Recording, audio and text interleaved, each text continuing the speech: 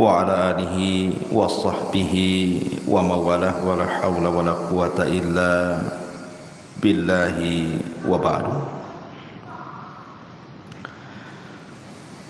Alhamdulillah, segala puja dan puji hanya milik Allah subhanahu wa ta'ala. Salawat dan juga salam kita hadiahkan kepada Rasul kita Nabi besar Muhammad sallallahu alaihi wa ala alihi wasallam.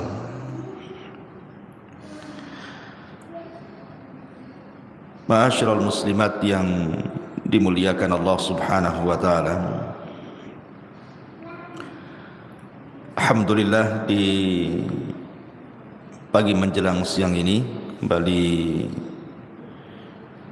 kita bisa duduk untuk bertalabul ilmi. Dan pembahasan di pagi menjelang siang ini kita akan membahas tentang beberapa penyesalan manusia di hari yang tidak ada guna penyesalan itu di hadapan Allah subhanahu wa ta'ala.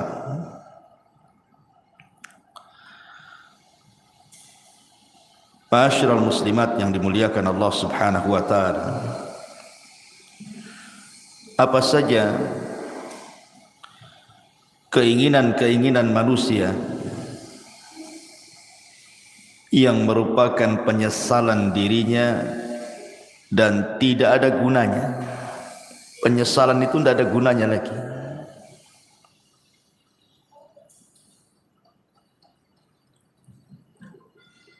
Kalau kita lihat di kehidupan kita ini, kita bertanya kepada orang-orang yang diberikan kekayaan oleh Allah subhanahu wa ta'ala, pasti keinginan mereka itu ingin bertambah kaya lagi. Karena biasanya orang-orang yang diberikan dunia itu mereka tidak akan puas dengan dunia yang dimilikinya. Makanya Anas bin Malik radhiyallahu an mengatakan, menukilkan sabda Nabi sallallahu alaihi wasallam, "Lau anna libni Adam wadiyan min dhahab." Kalau seandainya anak Adam ini memiliki satu lembah semua emas, ahabba ayyakuna lahu wadiyan, pasti dia berkeinginan untuk menambah 2 lembah emas lagi. Walan yamla'a fahu illa turab wa yatubullahu ala man tab. Dan orang ini tidak akan puas mengejar cita-citanya untuk mengumpulkan dunia kecuali tanah yang menimbunnya. Kalau sudah ditimbun tanah, baru tahu, barulah dia menyesal. Ma'asyiral muslimat yang dimuliakan Allah azza wa jalla, setiap manusia itu pasti akan melewati padanya sakaratul maut. Tidak ada satupun manusia pasti akan melewati yang disebut dengan sakaratul maut.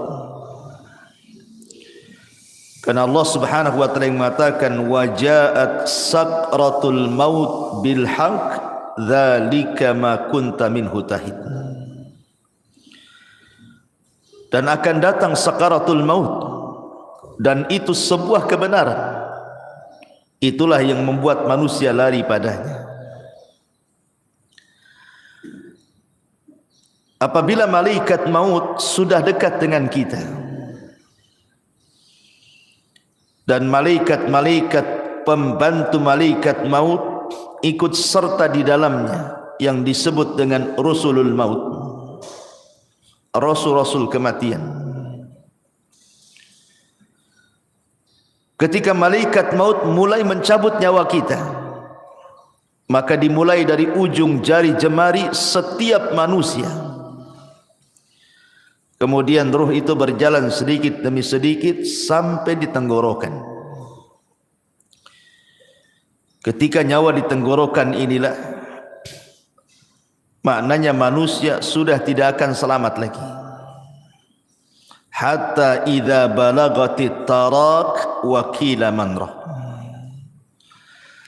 Sampai ketika ruh itu sampai di tenggorokan manusia, tidak ada yang bisa meruqyah dia mengembalikan ruh ke dalam jasadnya.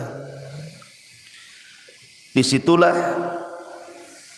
dia terbayang keinginan-keinginan, penyesalan-penyesalan yang tidak ada guna penyesalan itu. Apa saja penyesalan-penyesalan yang akan dirasakan saat detik orang sakaratul maut itu. Walaupun dia menjerit kepada Allah Subhanahu wa taala untuk dikembalikan ke dunia, melaksanakan penyesalan yang sudah ia tinggalkan, baik perkara yang harus dilaksanakan atau perkara yang harus ditinggalkan, percuma saja penyesalan kala itu. Inilah kita akan bahas beberapa penyesalan-penyesalan ketika orang berada fi firashil maut, tempat tidur kematian. Apa saja penyesalan-penyesalan itu? Ma'asyiral muslimat yang dimuliakan Allah Azza wa Jalla, kita harus bedakan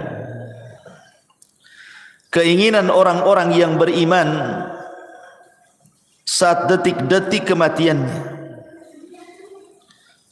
dengan cita-cita orang-orang yang mereka jauh daripada keimanan. Maka penyesalan mereka tidak ada gunanya. Contoh saja umniyatus salihin, kehendak dan cita-cita orang-orang saleh. Apabila ruhnya sudah dicabut, kemudian badannya berada di atas keranda kematian, kemudian dibawa ke kuburan, maka orang-orang soleh akan mengatakan saat jasadnya dibawa ke kuburan, qaddimuni qaddimuni, segerakan aku, segerakan aku, segerakan aku, segerakan aku. Maksudnya jangan dilambatkan jalannya supaya cepat dikubur, karena dia tahu di hadapan dia ada nikmat yang luar biasa. Tetapi kalau dia orang fasik, orang jahat, maka dia akan berteriak kepada orang-orang yang membawa jasad dia ke kuburannya dan mengatakan, ya wailaha aina yadhhabuna biha. Celaka, celaka, hendak kau bawa kemana jasadku ini? Dia pun berteriak-teriak, tidak ada yang mendengar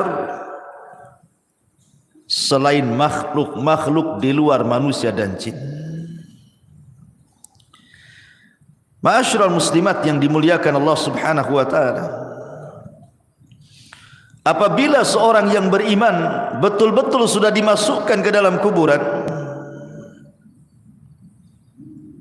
kalau dia meninggal karena mati syahid, maka dia akan meminta kepada Allah Subhanahu wa taala untuk dikembalikan ke dunia. Untuk apa? Untuk berperang kembali dan mati syahid kedua kalinya, dan itu kemuliaan baginya.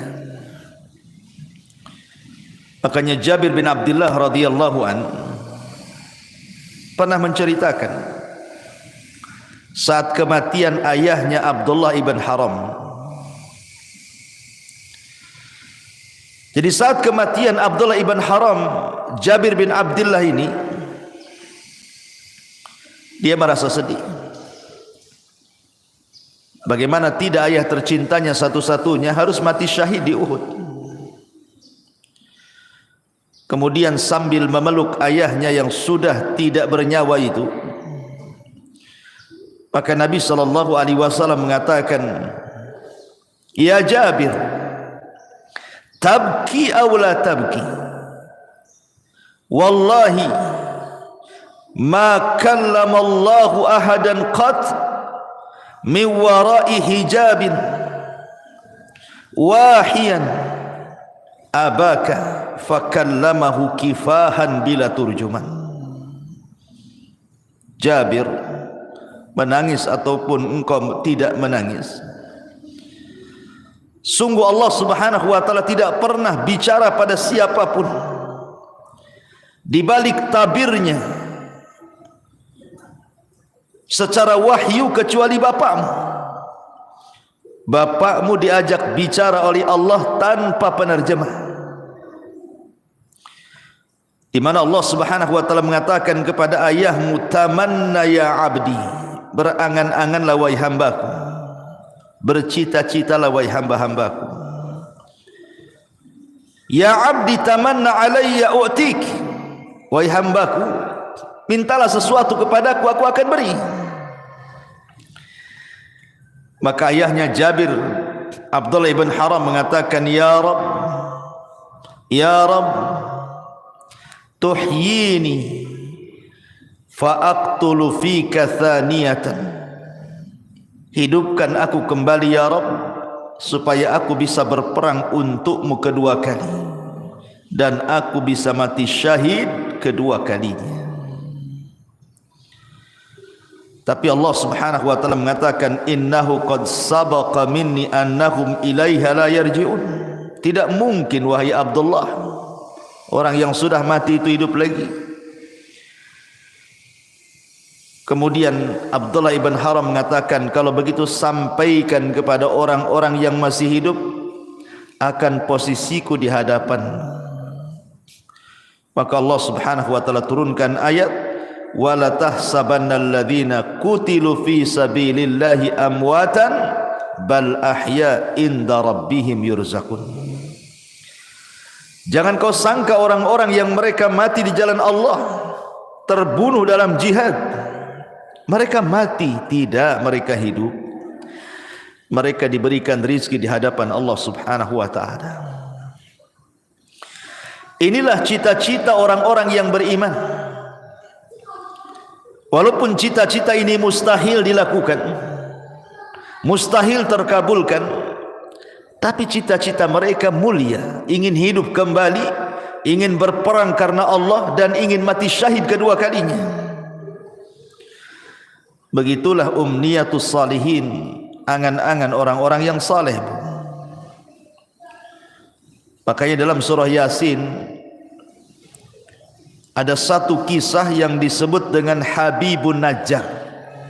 Dalam surah Yasin itu ada kisah yang disebut dengan kisah Habibu An-Najjar. Bagaimana kisahnya Habibun Najjar itu? Jadi suatu hari di sebuah perkampungan di zaman setelah Isa bin Maryam, sebelum diutusnya Nabi SAW, di kampung itu atau daerah itu sangat penuh dengan kezaliman, penuh dengan kesyirikan. Diutuslah oleh Allah Subhanahu wa taala dua nabi untuk mendakwahi kampung tadi. Ada yang mengatakan bahwa dua orang ini bukan nabi tetapi murid-muridnya Isa bin Maryam untuk mendakwahi daerah tersebut, tapi didustakan oleh kaumnya. Akhirnya Allah Subhanahu wa taala mengutus satu lagi untuk menguatkan yang dua orang yang sedang berdakwah itu, tapi didustakan lagi. Sampai akhirnya tiga utusan ini hampir dibunuh. Datanglah seorang laki-laki yang bernama Habibun Najjar,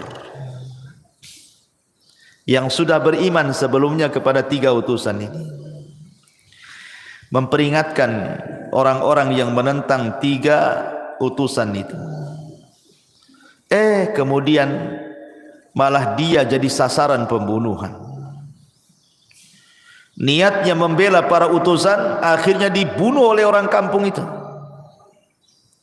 Ketika dia mati,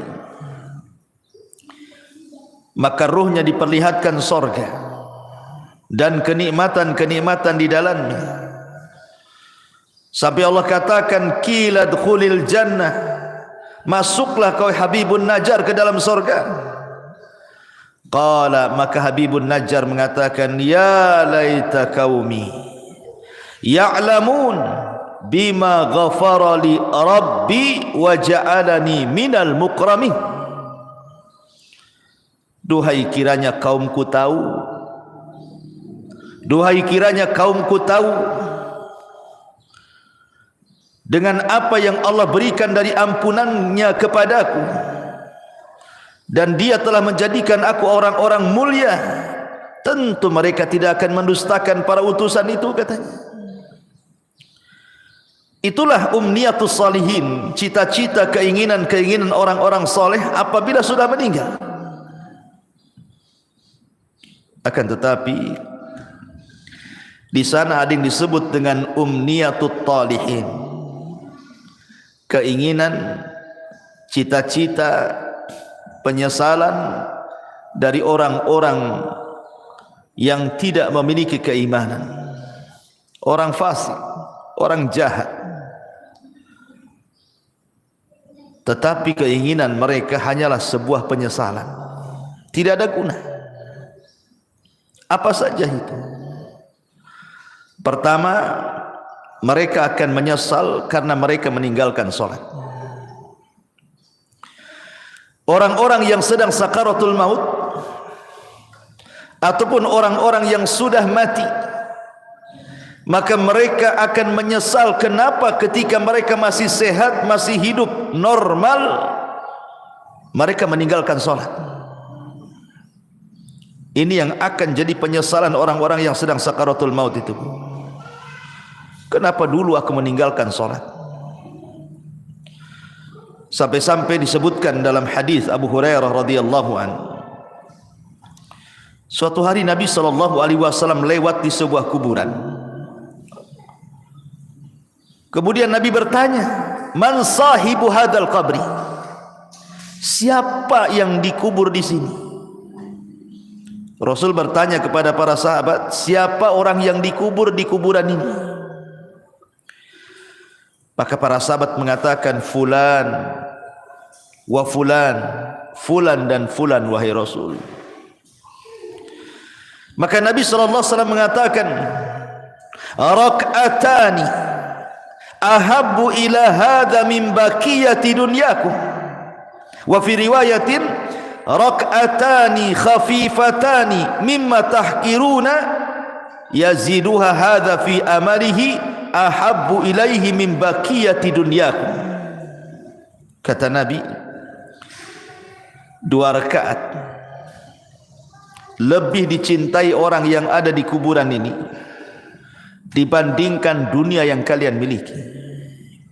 Dalam riwayat, 2 rakaat solat yang ringan yang kalian remehkan, tapi itu bisa menambah amalannya, itu lebih dicintai orang yang dikubur ini dibandingkan seisi dunia yang kalian miliki. Subhanallah. Orang-orang yang dikubur itu, Bu, atau orang-orang yang sedang sakaratul maut itu, mereka dicita-citakan ingin sholat, walaupun hanya 2 rakaat yang ringan, yang mudah dilakukan. Tapi apalah gunanya penyesalan itu? Menyesal dia kenapa tidak sholat, menyesal kenapa dia tidak melakukan 2 rakaat sholat. Tapi apa gunanya penyesalan itu? Tidak ada guna. Tidak ada guna penyesalan itu. Padahal Nabi SAW saat detik-detik wafatnya, apa kata Rasul? As-salatu salat wa ma malakat aimanukum.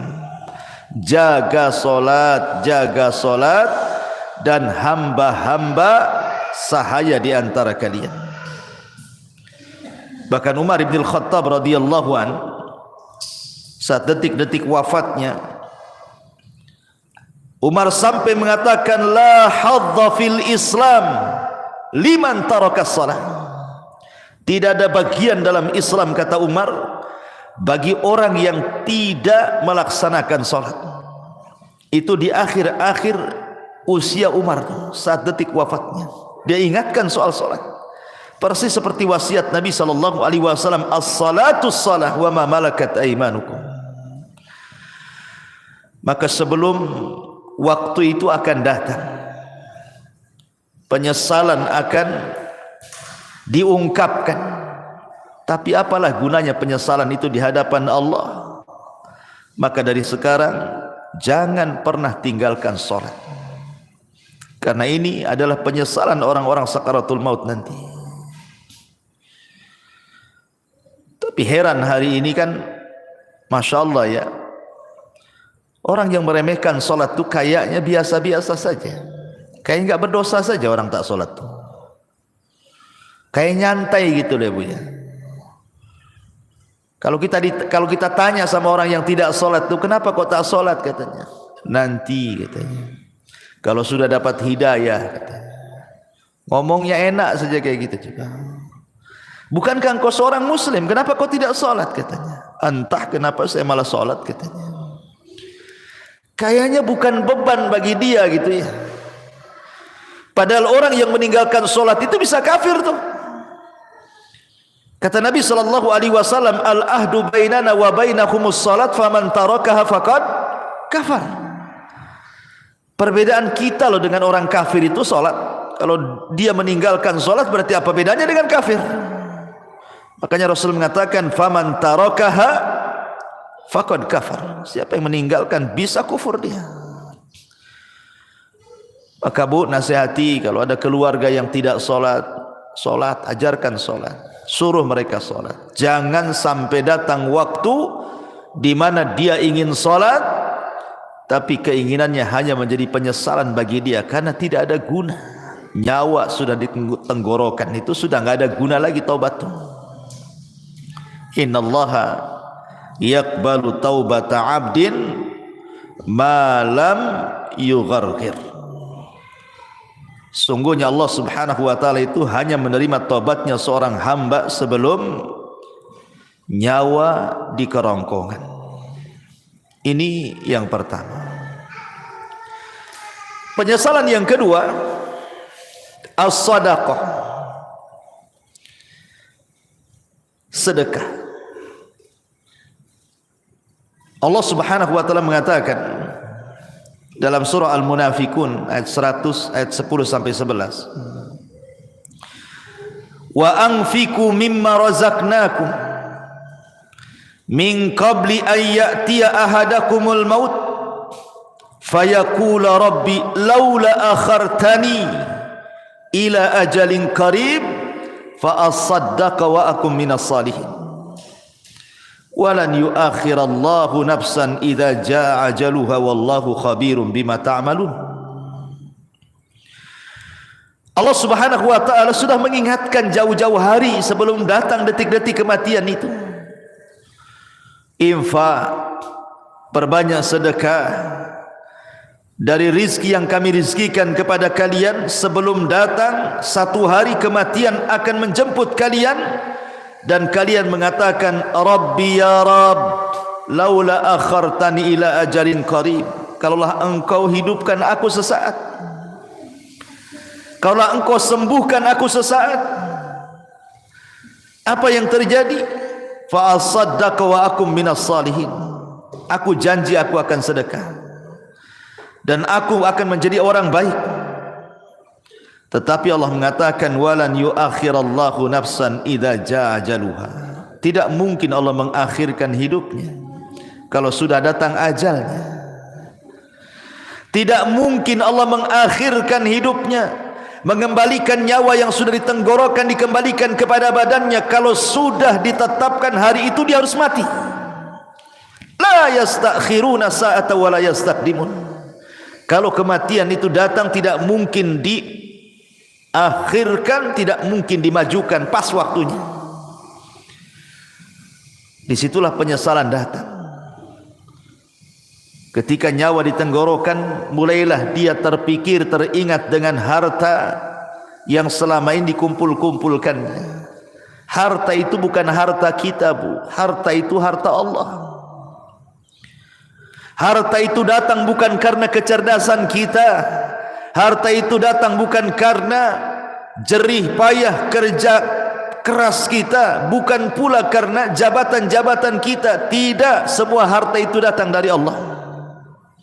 Makanya Qarun ketika mengatakan innama utituhu min ilmin indi, harta itu datang karena kecerdasanku, Allah katakan fa khasafna bihi wa bidarihil arda, kami tenggelamkan si Qarun dan seluruh kekayaannya. Ya, karena kekayaan itu bukan milik Qarun, kekayaan itu milik Allah. Semua kekayaan itu milik Allah, tidak ada secuil pun milik kita. Allah hanya minta sedikit dari harta kita itu. Allah tidak minta banyak seperti zakat. Allah hanya minta 2,5% dari 85 gram emas itu. Tidak banyak. Apalagi itu harta bukan harta kita, harta Allah. Tetapi karena manusia zuyyina linnasi minasyahwat, dihiasi syahwat-syahwat dunia inilah, akhirnya dia bakhil. Dia baru tahu setelah nyawa di tenggorokan, baru dia sadar, kenapa dulu aku tidak sedekah? Laula akhartani ila ajalin qarib fa asaddaqa wa akum minas salihin. Kenapa aku tidak sedekah ketika aku sehat? Maka bagi anda yang Allah subhanahu wa ta'ala limpahkan rizki yang luas, dengan mudah anda mencari rizki itu tanpa ada kesulitan. Itu nikmat yang besar yang Allah subhanahu wa ta'ala anugerahkan kepada anda. Banyak-banyaklah sedekah, karena Rasul yang mengatakan maluka ma akalta fa afnaita wa ma labista fa ablaita wa ma tasaddaqta fa abqaita. Hartamu, kata Rasul, yang kau makan pasti habis, yang kau pakai pasti usang, yang kau sedekahkan itulah yang bermanfaat untuk kematian. Karena apabila seseorang meninggal dunia, Bu, nyawa sudah dicabut oleh Allah, yang pertama terpisah dari badan ibu itu adalah harta. Yang pertama terpisah dari badan ibu adalah harta. Pertama orang mati ini dicabut nyawanya, yang pertama berpisah hartanya. Tidak ada hubung kait dia dengan harta lagi.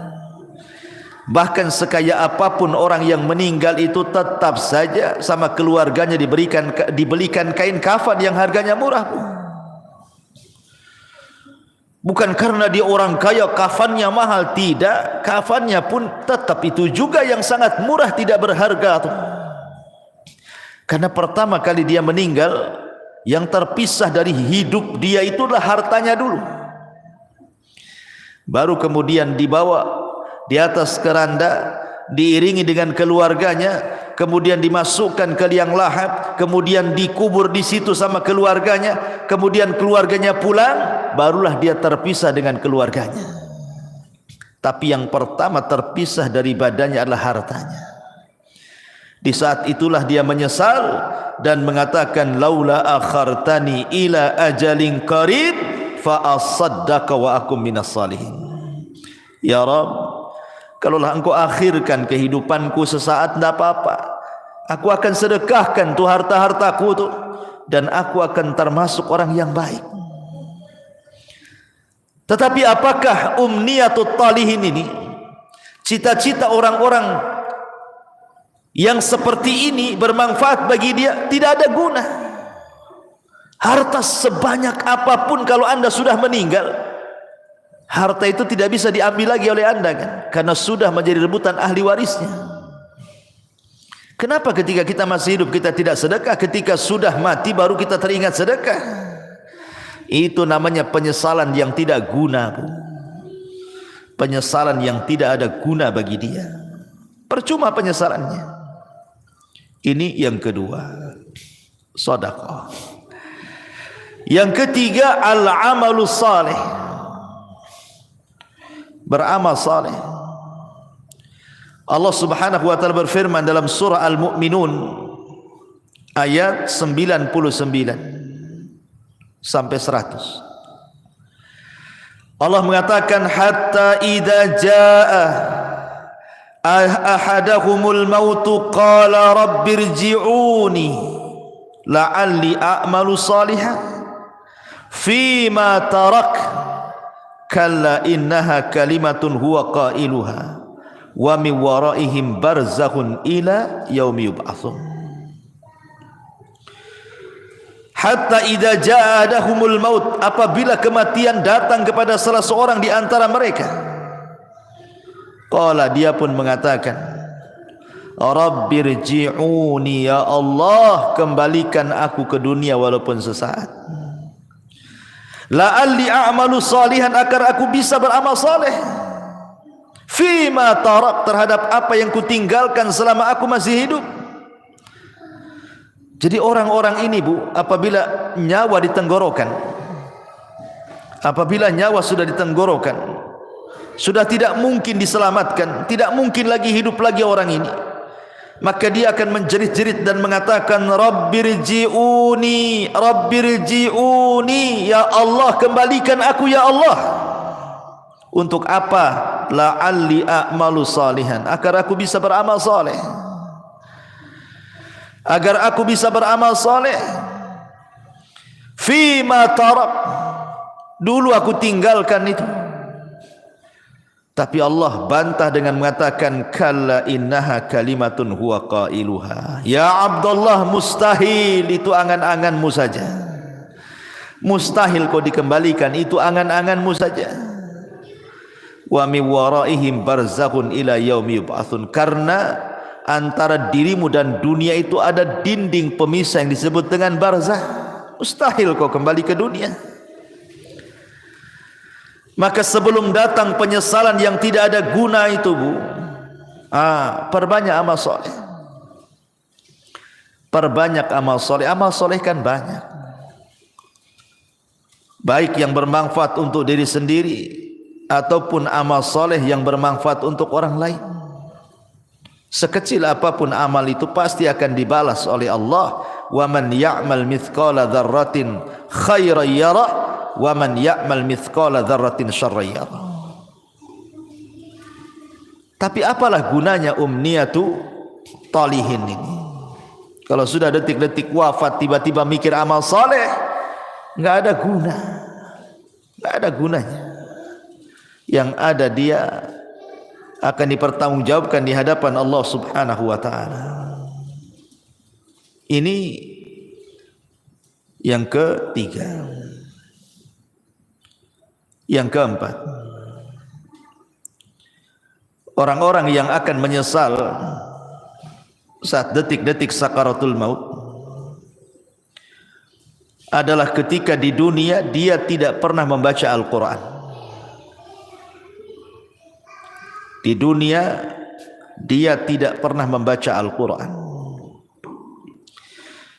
Sampai ada, Bu, di masyarakat itu yang usianya sudah 40 tahun, 50 tahun, 60 tahun, bahkan 70 tahun pun tidak pernah tangannya memegang mushaf Al-Quran. Tidak pernah lisannya menggerakkan untuk membaca Quran. Subhanallah. Di masyarakat itu ada, dia muslim KTP-nya, tapi sama Quran itu tidak pernah baca. Apalagi ketika Allah memberikan fitnah kepada kita berupa handphone ini, dia bisa loh mengikuti berita politik, berseri. Hari ini apa beritanya, besok apa beritanya, lusa apa beritanya, terus diikuti itu. Orang berkasus disidangkan di pengadilan, kita tidak ada hubungan kerabat dengan dia, Bu. Diikuti kasusnya. Cemana sidang hari ini, cemana sidang besok, cemana sidang lusa, padahal nggak ada manfaatnya untuk kita tuh. Ibu bukan saudara dia, dia pun bukan saudara ibu. Sibuklah ibu cerita tentang persidangan dia, disibukkan hari-hari. Belum lagi yang nonton kuliner tuh, diikutilah itu. Apa nih hari ini dia masak apa nih, besok masak apa, lusa masak apa gitu. Atau artis tertentu yang suka mamer-mamerkan kekayaan itu, Bu, diikutilah blognya itu, jadi subscribe-nya lagi, langganan dia. Wah, ini baru ngupload nih si Atris ini, Apalah gunanya ibu dengan artis itu? Nggak ada guna kan? Manfaatnya apa? Dia yang kaya, ibu yang dalam ludah yang nengok di handphone itu kan? Nggak ada guna tuh. Ngapain ngikut-ngikut kayak gitu itu? Coba kalau nggak ditonton artis itu, bangkrut juga dia. Jangan ditonton, nggak akan dia dapat duit juga. Karena itu sama kan, kalau kita nonton kan habis pulsa kita, itu sama kita ngasih uang sama orang kaya itu. Ibu sudah miskin, artis ini kaya, nonton program dia, uang kita habis di pulsa, dia pula dapat duit. Akalnya di mana coba? Hilang akalnya orang tuh. Hari-hari kok bisa dia ngikutin tuh ya? Padahal yang ditontonkan kepada kita itu tidak ada guna dunia akhirat tuh. Tidak menambah kekayaan kita, ya tidak menambah pahala kita. Yang ditonton dia sedang pamer-pamer rumah, pamer-pamer kendaraan, pamer-pamer jalan-jalan, pamer-pamer anaknya, pamer-pamer istrinya, suaminya. Na'udzubillah, thumma na'udzubillah. Ittaqillah, bertakwa kepada Allah, bertakwa, takut kepada Allah. Masih ada program yang manfaat di handphone itu. Bisa kita dengarkan mengaji, murotal, ustaz-ustaz ceramah. Adalah manfaat itu. Kalaulah tidak manfaat dunia, manfaatlah untuk akhirat. Ya. Sekarang tidak ada alasan orang tidak mengaji itu, karena sekarang handphone sudah di tangan masalahnya, dan aplikasi Quran ada di dalamnya. Kalau dulu orang nenteng-nenteng mushaf itu mungkin malu. Kalau nenteng mushaf kemudian ibu ya sambil ke arisan bawa mushaf gitu ya, mushaf gede itu bukan? Pasti kata orang arisan, ibu ini salah tempat, musola sebelah sana bu katanya. Lah kok bilang musola sebelah sana katanya? Karena ibu nenteng mushaf, disangkanya mau yasinan. Tapi kalau sekarang ini kan nenteng-nenteng handphone ini nggak ada orang malu. Justru kalau ndak punya handphone malu pula dia.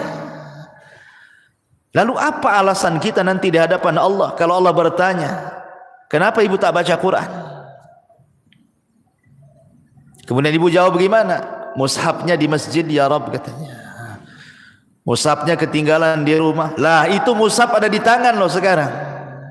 Karena setiap handphone itu ada aplikasi Quran. Tidak ada alasan untuk tidak baca Quran.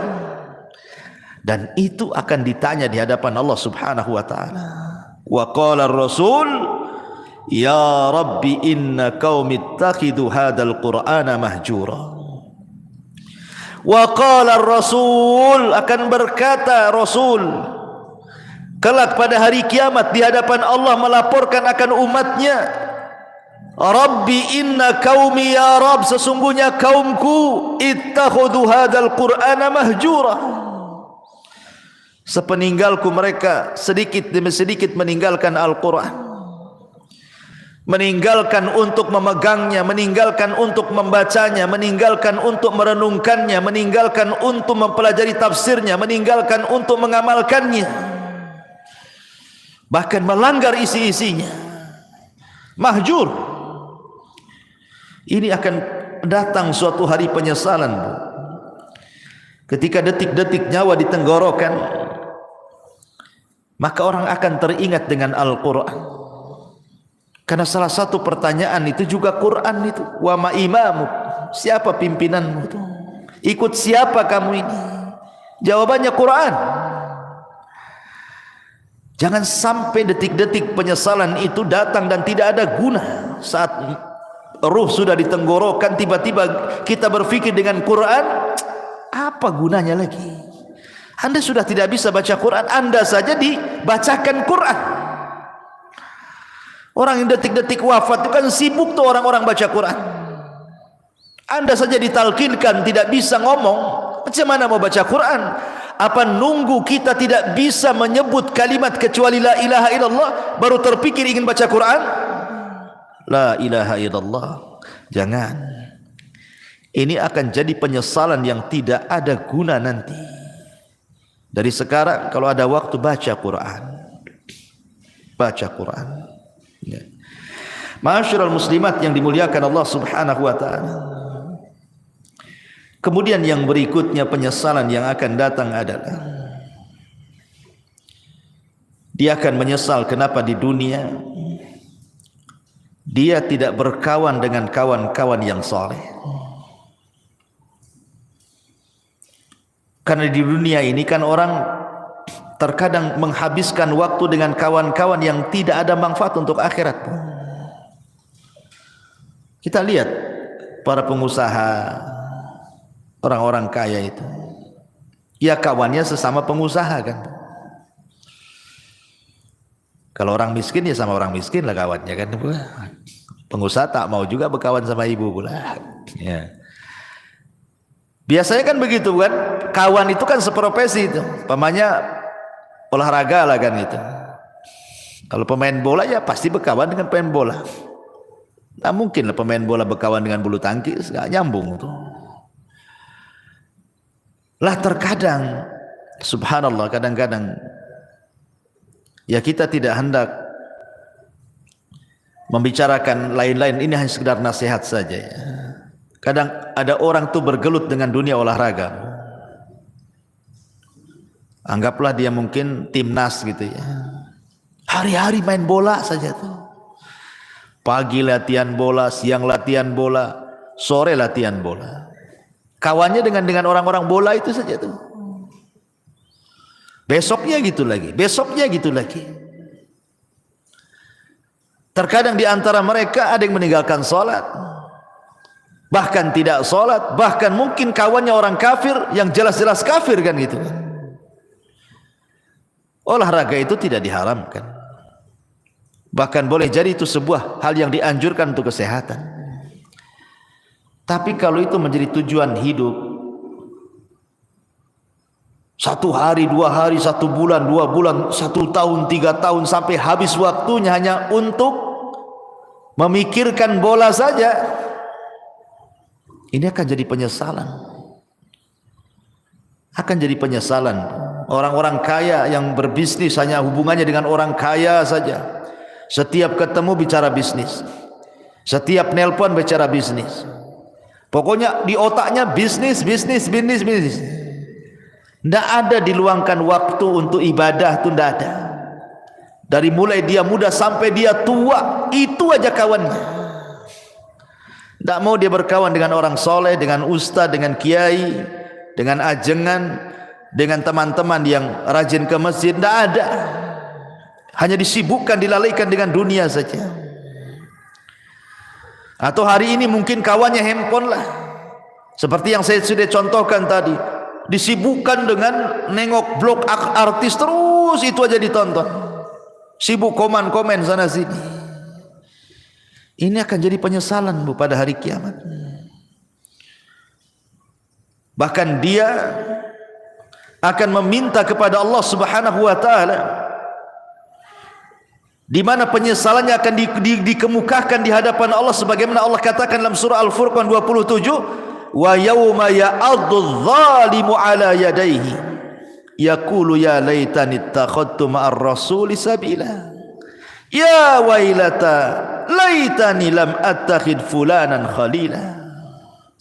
Pada hari di mana orang zalim menggigit jarinya dan mengatakan, duhai celaka, kenapa ketika aku masih sehat di dunia aku tidak mengambil Rasul sebagai kawan? Duhai celaka, celaka aku, kenapa aku tidak menjadikan si fulan itu kawanku? Makanya Hasan Al-Basri mengatakan, istakthiru min sahibikumus salih fa innahu yanfa'ukum yaumal qiyamah. Cari teman-teman yang soleh, cari teman-teman yang baik, karena itu akan bermanfaat pada hari kiamat bagi pelakunya. Nanti akan menyesal kita Bu. Kita hari-hari sama si fulan, si alan, dihabiskan waktunya hanya untuk jalan kemari dengan si fulan, si alan itu, ngobrol dengan si fulan, si alan itu. Lupa bertahun-tahun, sampai lupa sholat, lupa puasa, lupa baca Quran, lupa zakat, macam-macam. Kan ada orang disibukkan hari-hari dengan itu saja kan Bu. Lah nanti akan jadi penyesalan Bu. Cari teman-teman yang baik, cari teman-teman yang saleh, supaya jangan jadi penyesalan di hadapan Allah Subhanahu wa taala. Ini kalau orang sudah sakaratul maut, tiba-tiba kemudian berpikir, kenapa aku tidak ke masjid? bersama orang-orang yang solat di masjid? Kenapa aku tidak mengaji bersama orang-orang yang mengaji? Kenapa aku tidak membaca Quran bersama orang-orang yang baca Quran? Gak ada guna tuh. Gak ada guna, itu hanya umniah saja, angan-angan, cita-cita saja. Karena nyawa sudah di tenggorokan, apalah gunanya itu? Maka sebelum penyesalan itu datang, dari sekarang cari teman-teman yang baik yang bisa menyelamatkan kita. Ma'asyiral muslimat yang dimuliakan Allah Azza wa Jalla. Lalu apa lagi? Orang-orang yang melalaikan keluarga. Orang-orang yang melalaikan keluarga di masa hidupnya. Boleh jadi dia biarkan anak-anaknya bermaksiat kepada Allah. Orang tuanya membiarkan anaknya seperti itu. Anaknya membuka aurat, dibiarkan saja. Tidak pernah disuruh menutup aurat atau diberikan jilbab untuk menutup aurat. Anaknya hilang bergaul dengan siapa, tidak pernah ditanya, nak siapa kawanmu itu? Solat tidak, pakai jilbab tidak, macam mana dia agamanya, tidak pernah ditanya. Kalau sudah keluar les, yang penting dia balik, ya kan? Tidak ada kecemburuan, tidak ada kecemburuan kepada keluarga. Terutama kepala-kepala rumah tangga itu disebut dayus namanya. Dayus itu orang yang dilaknat Allah karena tidak punya kecemburuan kepada keluarganya. Jangan sampai seperti yang Allah katakan, antakula nafsun ya khasrata ala ma farrattu fi jambillah. Jiwa akan mengatakan, duhai aku rugi, ma farrattu fi jambillah, berapa banyak kemudian kelalaian-kelalaian yang aku lalaikan di sisi Allah. Aku tidak mengurus keluargaku, tidak bertanggung jawab kepada keluargaku, tidak mengarahkan mereka ke dalam agama, tidak mengarahkan mereka untuk salat, untuk baca Quran, untuk belajar agama. Semua akan ditanya nih. Semua akan ditanya dan akan menjadi penyesalan kelak pada hari kiamat. Amanah ini akan ditanya. Ya hasrata ala ma farrattu fi jambillah. Ma'asyiral muslimat yang dimuliakan Allah Subhanahu wa taala. Maka sebelum itu terjadi, arahkanlah orang-orang tua, ibu-ibu, supaya anak-anak itu menjadi anak yang soleh dan solehah. Karena itu manfaatnya untuk kita masalahnya. Apabila ibu sudah meninggal, siapalah yang mendoakan itu kalau bukan anak-anak? Ibu sudah tidak bisa beramal di kuburan itu. Ibu hanya menanti doa anak-anak yang mengatakan, Rabbighfirli wali walidai. Ya Allah, ampuni aku dan kedua orang tuaku. Itulah harapan kita ketika masuk kuburan itu, adalah transfer doa-doa ampun dari anak-anak kita. Dan itu tidak mungkin dilakukan anak kecuali kita yang mendidik anak itu dari kecil sampai dia menjadi anak soleh dan soleh, baru dia akan doakan orang tuanya. Dan ini akan jadi penyesalan, kenapa dulu saya tidak didik anak saya. Pernah saya ceritakan kan sama ibu, bu, saya itu waktu di Kijang, Tanjung Pinang sana, saya disuruh untuk memandikan jenazah. Ustaz, bisa enggak mandiin jenazah? Bisa, ada waktu insyaallah. Jadi saya datanglah ke rumahnya, saya mandikan jenazah, saya juga kafani bapak yang meninggal itu, kemudian saya solatkan. Ketika jenazah itu dari rumah hendak diangkat ke musola, karena dekat musolahnya dari rumahnya itu. Kan biasa, bu, kalau ada orang meninggal kan depan rumah pasti sudah dipasang terop, kursi-kursi sama RT di situ itu. Jadi setelah kemudian jenazah itu di masjid, coba saya tanya, mana keluarganya, mana keluarganya? Biar dia di saf pertama mau saya bimbing supaya dia mendoakan orang tuanya, karena kan doa yang paling mustajab itu doa ketika sholat jenazah kan, bagi si mayat itu. Dan itu doa terakhir anaknya kan gitu. Habis itu tidak akan melihat lagi kekanak-kanakan dikubur. Jadi saya panggil lah, mana anaknya? Jadi orang-orang mengatakan tuh anaknya tuh sedang duduk-duduk di kursi itu diteror, di bawah teror tuh katanya. Jadi saya bilang suruhlah mereka nyolati bapaknya tuh. Itu terakhir kali lah saya mau ngomong. Tapi dipanggil-panggil bu, anaknya nggak ada yang mau sholat, nggak ada yang mau nyolati bapaknya. Asli rokokan aja di situ. Sempat saya ngelus dada, subhanallah, ada anak yang durhaka kayak gini kan. Itu bapaknya terakhir mati bu. Anaknya bukan satu orang, ada 5 orang. Semua duduk-duduk di situ. Rokokan itu. Dipanggil-panggil dia bilang, sudah disolatkan aja katanya, disolatkan aja katanya. Tidak mau dia menyolat itu. Ada apa dia dengan bapaknya?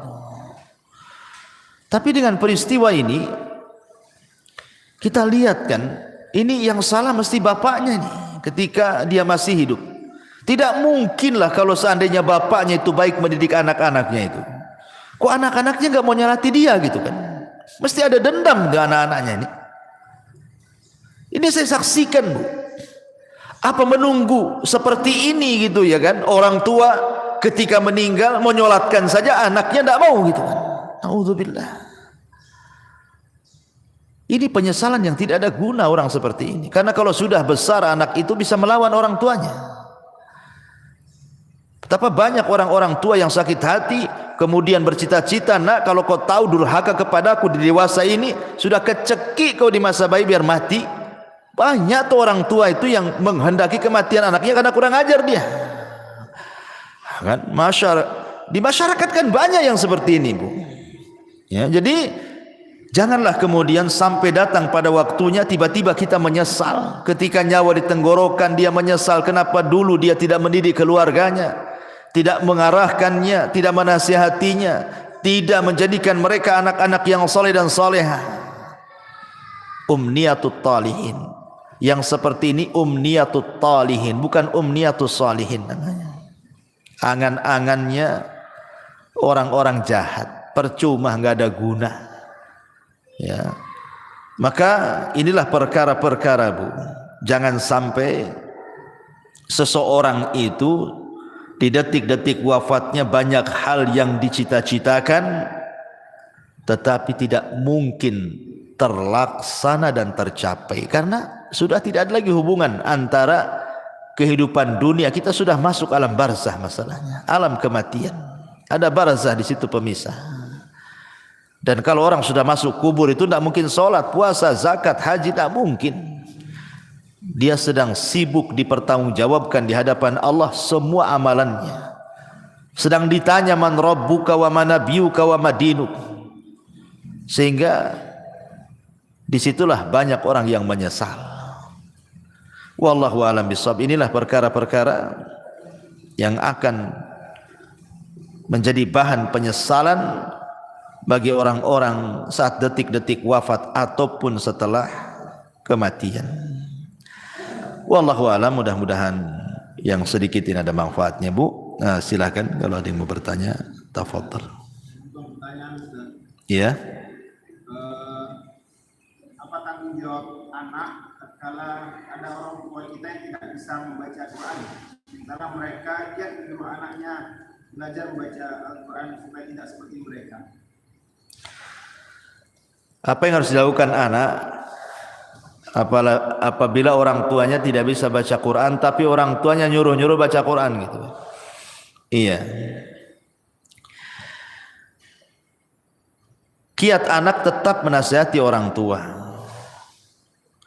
Orang tua tetap harus baca Quran. Setua apapun ibu, tetap harus baca Quran.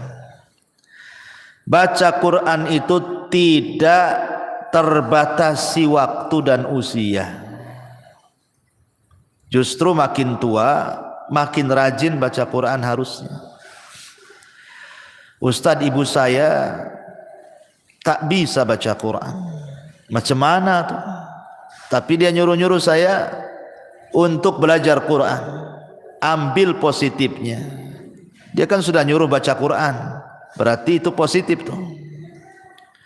Jangan ambil negatifnya. Ah, ngapain ibu aja nggak baca Quran, saya ikut-ikut lah kan gitu. Ambil positifnya. Kemudian yang kedua, nasihati ibunya. Nasihati ibunya. Jangan pernah malu untuk membaca Quran. Ustaz, saya tidak bisa baca Quran, datangkan orang yang mengajarkan Quran. Lebih baik ibu keluar uang untuk membayar orang baca Quran atau datang ke tempat-tempat belajar Quran yang gratis, kan ada tuh. Sampai di Batu Haji itu kan umat-umat di sana, masya Allah luar biasa. Mereka membuat kelas-kelas Quran. Nah, kebetulan saya pembinanya di situ. Jadi mengambil anak-anak jalanan, orang ibu-ibu yang jual-jual koran di lampu merah. Nanti didekati gitu kan sama umat di sana itu. Berapa penghasilannya sehari? Oh sekian. Ya udah saya kasih uang sekian, tapi kau belajar Quran. Banyak yang belajar Quran di Batu Haji itu. Coba kalau ibu-ibu di sini kayak di sana kan mantap tuh bukan? Tapi ibu-ibu di sini centang perenang masalahnya. Ngaji saja malas gitu. Gitu ya. Jadi jangan malu datang, atau kalau punya duit nih cari orang yang bisa mengajarkan Iqra dulu kan itu kan. Sekarang kan masya Allah ya, nikmat Allah itu Allah mudahkan dari segi apa? Banyak penemuan-penemuan, metode-metode yang dulu baca Quran itu jadi momok orang itu. Susah untuk bisa baca Quran. Zaman saya kecil mungkin ibu ngalami lah. Kita kalau belajar Quran itu pakai turutan kan, Bu, ya kan? Pakai turutan juz amma tuh. Lama 2-3 tahun tuh enggak bisa baca Quran tuh. Masih susah gitu mau nyebut itu ya. Mau tajwidnya apalagi itu susah, enggak lancar itu 2-3 tahun itu. Tapi sekarang lo ada metode ditemukan 24 jam dia bisa mampu untuk mengenal huruf-huruf hijaiyah. Ditemukan metode tuh. Metode 3 hari bisa baca Quran, metode 10 hari bisa baca Quran. Allah mudahkan loh semuanya. Dengan ditemukan metode-metode mudah. Lah sekarang sudah ditemukan metode-metode mudah, kok enggak mau belajar Quran? Dulu orang-orang dulu ketika susah ditemukan metode-metode ini sehingga 2-3 tahun baru lancar itu. Oh, sampai dipecut-pecut sama orang tuanya. Saya masih ingat dulu itu waktu di kampung belajar Quran itu ngantri di depan Pak Ustadz tuh yang ngajar Quran. Tuh kalau ngantuk itu diambil korek api, Bu, kemudian dibakar alisnya tuh. Saya masih ingat itu. Ya, itu zaman dulu tuh. Nanti nih kalau salah beberapa kali, Bu, direndam di kolam. Di masjid itu di Jawa Barat tuh kan ada kolam tuh. Ini kalau enggak bisa-bisa, Bu, direndam di kolam tuh. Menunjukkan malas anak itu.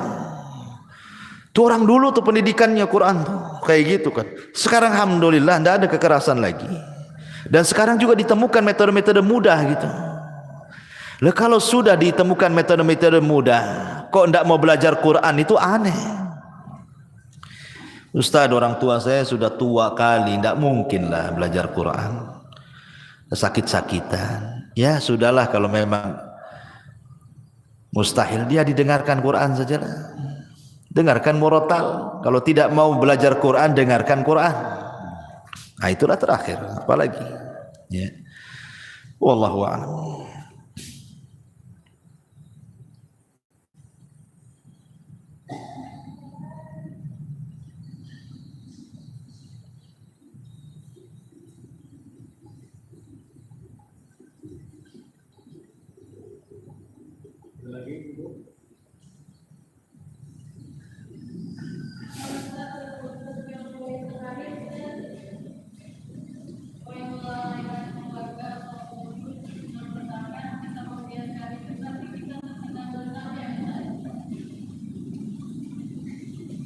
Mana? Gak dengar pertanyaannya. Apa, Akhedi?